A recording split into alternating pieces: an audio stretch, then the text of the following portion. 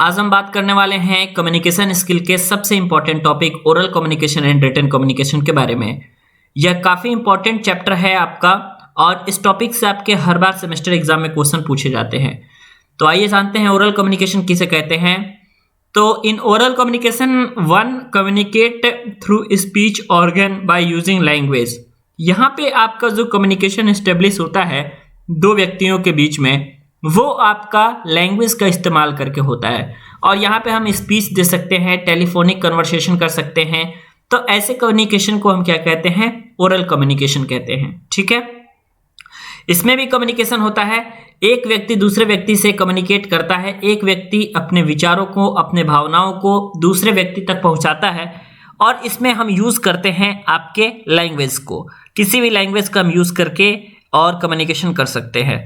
ध्यान देना है कि वो जो हमारा लैंग्वेज ऑफ कम्युनिकेशन होना चाहिए वो आपके इन दोनों व्यक्तियों के बीच में कॉमन लैंग्वेज होना चाहिए। तो इसके लिए एक नेसेसरी जो कंडीशन होती है वो होती है आपके कॉमन लैंग्वेज की। ठीक है, क्योंकि जब तक वो कॉमन लैंग्वेज नहीं रहेगा तब तक प्रॉब्लम होगी। कॉमन लैंग्वेज रहेगा इसका मतलब कि आप लोग जो है कम्युनिकेटर की भी बात को समझ सकते हैं और जो है आप अपनी बातों को भी उसको फीडबैक दे सकते हैं। तो ये आपका ओरल कम्युनिकेशन का परिभाषा रहा। सेम डेफिनेशन आप याद कर लीजिए, लिख लीजिए और आप इसको पेपर में लिख कर आइए, निश्चित तौर पे आपको नंबर मिलेगा। नेक्स्ट है आपका रिटन कम्युनिकेशन। रिटन कम्युनिकेशन में क्या होता है कि one communicate through writing by using language. यहाँ पे आपका रिटन कम्युनिकेशन में क्या होता है कि लैंग्वेज का इस्तेमाल करके आप यहाँ पे रिटन माध्यम से, जैसे कि आप लेटर लिख रहे हैं या फिर आप कुछ भी लिख करके अगर अपनी व्यक्ति अपने भावनाओं को व्यक्त कर रहा है तो वहाँ रिटन कम्युनिकेशन होता है। रिटन कम्युनिकेशन को मोस्टली तौर पे हम देखते हैं तो ऑफिशियली कम्युनिकेशन भी कहते हैं। इसको जो हम ऑफिस में बहुत ज़्यादा यूज़ करते हैं, ये एक प्रकार का आपका ऑफिशियल कम्युनिकेशन होता है। रिटन कम्युनिकेशन जो होता है आपका, ये एक प्रकार का दोस्तों ऑफिशियल कम्युनिकेशन होता है। ठीक है, तो आप देख सकते हैं कि रिटन कम्युनिकेशन में जो सबसे ज़्यादा ज़रूरी चीज़ है कि जो व्यक्ति होना चाहिए कम्युनिकेशन करने वाला वो पढ़ा लिखा जरूर होना चाहिए। ठीक है, तो इसके लिए एक नेसेसरी कंडीशन भी आपकी होती है कि यहाँ पे लिटरेसी आपकी बहुत ज़्यादा ज़रूरी होती है। तो यहाँ पे आप लिख सकते हैं कि लिटरेसी इज रिक्वायर्ड। आप इसको लिख सकते हैं कि literacy is required in this process. मतलब रिटन कम्युनिकेशन में आपकी लिटरेसी जो होती है वो रिक्वायर्ड होनी चाहिए। जबकि आप ये जो पहले वाला डेफिनेशन आपने देखा है ओरल कम्युनिकेशन में, जरूरी नहीं है कि इसमें आपका लिटरेसी रिक्वायर्ड हो। इसमें आपका लिटरेसी अगर नहीं भी है, अगर आप कम भी पढ़े लिखे हैं, फिर भी काम आपका चलेगा और आप आराम से कम्युनिकेशन कर सकते हैं। ये आपका रहा ओरल और रिटन कम्युनिकेशन का खेल। एडवांटेज अगर हम देखें तो ओरल कम्युनिकेशन का जो एडवांटेज होता है ये बहुत ही फास्ट मोड ऑफ कम्युनिकेशन होता है। पहला आपका एडवांटेज ये है।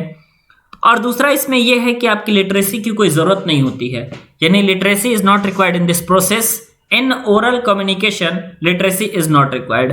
लेकिन एक और बात है कि इमीडिएट फीडबैक इज गिवन। इसमें आप देख सकते हैं कि इन दिस प्रोसेस, इस प्रोसेस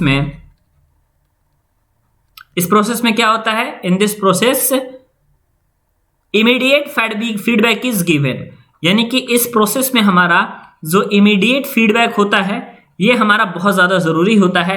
तो इसलिए ये आपका ओरल कम्युनिकेशन का एडवांटेज है।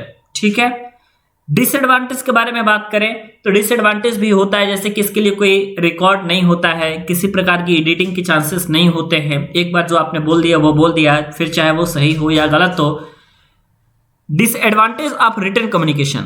अब आप अगर रिटन कम्युनिकेशन के एडवांटेज के बारे में देखोगे तो इसका सबसे अच्छा और सबसे बड़ा एडवांटेज आपका रिटन कम्युनिकेशन का यही रहता है, ये हमारा फ्यूचर रिकॉर्ड के लिए होता है। ठीक है, फ्यूचर रिकॉर्ड के लिए बहुत ज्यादा जरूरी होता है रिटन कम्युनिकेशन हमारा। ठीक है, और सेकंड आपका ये है कि it is very helpful in the dealing even in the difficult situation. Difficult situation में हम डील करने के लिए यूज करते हैं। ठीक है, डिफिकल्ट सिचुएशन को डील करने के लिए हम रिटन कम्युनिकेशन का सहारा लेते हैं।